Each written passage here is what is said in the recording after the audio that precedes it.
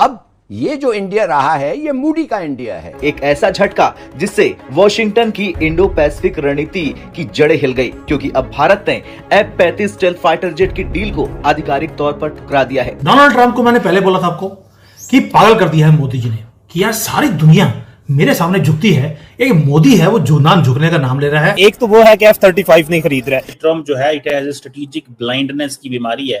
It does not understand that India is very much important player and India is an important country for the United states of America. Trump के 50% tariff का भारत ने लिया F-35 वाला बदला दुनिया भर में कैंसिल हो रहे अमेरिकी जेट के ऑर्डर। भारत के दोस्तों स्पेन और स्विट्जरलैंड ने अमेरिका को दिया 17 अरब यूरो का झटका। पहली खबर देखिए, Spain Switzerland cancel F-35 jet order over Trump's Europe policy. ये इतना कामयाब नहीं है, डे टू डे एक्टिविटीज में बहुत महंगा है, कुछ भी कारण हो, लेकिन स्पेन ने मना कर दिया। स्पेन कहता है साहब हम नहीं खरीदना चाहते। अब कबाड़ क्यों ना कहे, आप सोच रहे होंगे कि जिस लड़ाकू विमान 5th जनरेशन लड़ाकू विमान का डंका अमेरिका पूरी दुनिया में बजाता फिरता है, उसे हम इतनी आसानी से कबाड़ क्यों कह रहे हैं? तो आपको केरल का किस्सा भी याद ही होगा। तो दोस्तों यूएसए जो है वो खुद को दुनिया का बहुत बड़ा बिजनेसमैन और ट्रेडर मानता है। अब ये जो इंडिया रहा है ये मूडी का इंडिया है। टैरिफ से नुकसान हिंदुस्तान को होगा तो टैरिफ से नुकसान यूनाइटेड स्टेट्स ऑफ अमेरिका के अवाम को भी होगा। और ये अपने आप को सेटिस्फाइड करने के लिए पता चल गया कि इंडिया ने जो इनको रिस्पांस दिया ना, और फिर जो उन्होंने कहा कि we will never purchase F-35, उसके बाद ये सारे पगला गए हुए हैं। इनको समझ नहीं आ रहा कि ये करे क्या। यहां बहुत जरूरी है दोस्तों, भारत में एक बहुत बड़ा ऑर्डर आ रहा है और उसके जो वर्ड्स हैं जब आप देखेंगे आपको पता लग जाएगा कि गेम क्या चल रहा है। और ये F-35 की फोटो मैंने क्यों लगा रखी है? क्योंकि दोस्तों दुनिया के कई देश ऐसे थे जो कि F-35 ऑर्डर कर रहे थे, लेकिन अब वो कह रहे हैं कि यार सोच लेते हैं थोड़ा सा। अब दोस्तों ये देखिए, पहली स्लाइड ये है, the Times of India boost to defence India to replace ageing Chetak cheetah choppers 200 modern light helicopters planned. अब ये आप बोलेंगे मेजर साहब वेपन्स के तो वीडियोस आप करीब हफ्ते में एक आध बार कर ही देते हैं, महीने में 3-4 बार हो ही जाते हैं आपके। नहीं, ये दोस्तों राग अलग है, इसमें the devil is in the details. देखिए मैं आपको बताता हूं, the ministry issued a request for information for 200 modern helicopters. अच्छा, उसमें से 120 हैं जो कि आर्मी में होंगे और बाकी 80 होंगे एयरफोर्स में, राइट। अब ये चेतक है और ये चीता है, ये पुराने प्लेटफॉर्म्स हैं, इनको दशकों हो गए अपनी सर्विस दी है, they were front line work horses for the army and the air force. अब इनको रिटायर करा जा रहा है, इनकी जगह 200 नए आएंगे, ठीक है। अब ये सब देखिए, helicopters are supposed to operate in broad daylight, ये थोड़े से उनके कॉन्फ़िगरेशन के बारे में, and scouting alongside attack helicopters and quick reaction team, and it should be able to carry small troops, special mission supporting ground operations etcetera etcetera. लेकिन असली बात वो नहीं है। अब आप धीरे धीरे आइए, the RFI request for information mentions the technical requirements and identifies potential supplier. ध्यान दीजिएगा, मैं ट्रंप के टैरिफ पे आ रहा हूं।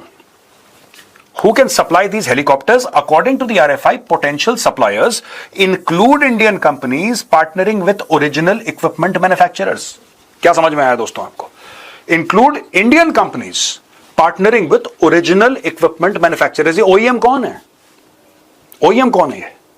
जाहिर सी बात है, इसमें ये हिंदुस्तान एरोनॉटिक्स लिमिटेड के बारे में बात नहीं हो रही है, ये बात हो रही है ग्लोबल कंपनीज की, ये बात हो रही है विदेशी कंपनियों की। यानी कि मोदी सरकार ये चाह रही है कि देखो हमें 200 हेलीकॉप्टर्स का एक ऑर्डर है हमारे पास, जो कि बहुत अरबों डॉलर का है, ठीक है। अब मोदी सरकार ये कह रही है किसी भी इंडियन कंपनी से, जो भी भारत की कंपनी है, कि आप लोग जाओ और आप लोग किसी विदेशी कंपनी से टाई अप करो।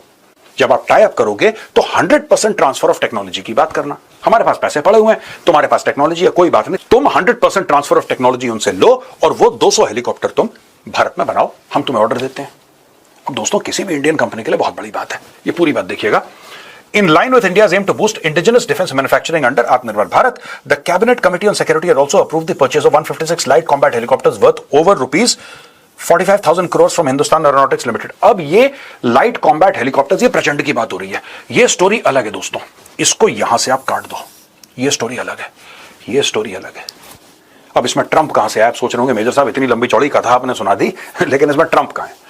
यानी कि जिस तरीके से ट्रंप ने भारत पे दबाव डाला है, जिस तरीके से ट्रंप ने भारत को यह बोला है कि नहीं 50% टैरिफ, आपको क्या लगता है, मैं आपसे पूछता हूं ये बात, आपको क्या लगता है कि ये जो ओरिजिनल इक्विपमेंट मैन्युफैक्चरर्स हैं, include Indian companies partnering with OEMs, ये जो विदेशी कंपनी है, क्या इसमें कोई इंडियन मैन्युफैक्चरर जो भी हो वो महिंद्रा हो सकता है, वो टाटा हो सकता है, वो L&T हो सकता है, राइट, वो अडानी अंबानी हो सकता है, कोई भी हो सकता है। क्या वो किसी अमेरिकन कंपनी के साथ टाई अप करेंगे? बहुत सारी यूरोपियन कंपनीज हैं जो बड़े प्यारे हेलीकॉप्टर्स बनाती हैं, बहुत शानदार हेलीकॉप्टर्स बनाती हैं। क्या आपको लगता है क्या ये भारत के लिए मौका आ गया है अमेरिका को एक हल्का सा मैसेज देने का कि बॉस सॉरी, अगर तुम धक्का दोगे तो हाथ तुम्हारे पास भी हैं? ये देखिए साहब, 200 हेलीकॉप्टर्स का ऑर्डर है, छोटा ऑर्डर नहीं है दोस्तों, ये बहुत बड़ा ऑर्डर होगा। It's a huge order, 200 helicopters. OEMs की बात कर रहे हैं, इंडियन कंपनीज पार्टनर करेंगे। अब सोचने वाली बात यह है, अब इसमें आएगा लॉकहीड मार्टिन, अब इसमें आएगा बोइंग, जाहिर सी बात, अब इसमें और कंपनीज आएंगी, बोलेंगी साहब हमारे पास भी प्रोडक्ट है, आप हमसे भी लीजिए। अब ये देखना पड़ेगा, फिर हम भी शायद टैरिफ खेलें कुछ, ठीक है, हो सकता है, पूरी पॉसिबिलिटी है।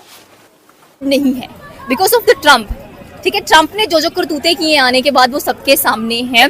अगर आपसे रशिया कंट्रोल नहीं हो रहा तो आप किसी को इस्तेमाल नहीं कर सकते। अपने फेलियर पे, बिल्कुल अपना फेलियर है ये आपका, और आप अपने फेलियर को छुपाने के लिए आप किसी दूसरी कंट्री पे ब्लेम गेम नहीं खेल सकते हैं। And you are doing the same thing on India, ठीक है। अगर हम लोग बात करें तो रिसेंटली आपने ट्रम्प का एक ट्वीट भी देखा होगा जिसमें उन्होंने ये कहा है कि India and I we are very good friends. Good friend, ठीक है। एक तो रशिया से तेल खरीद कर वो क्यों खरीद रहे हैं? एग्जैक्टली वो क्यों खरीद रहे हैं, और दूसरी बात ये है कि सबसे बड़े अगर हम लोग मिलिट्री इक्विपमेंट्स की बात करें तो वो इंडिया रशिया से ले रहा है।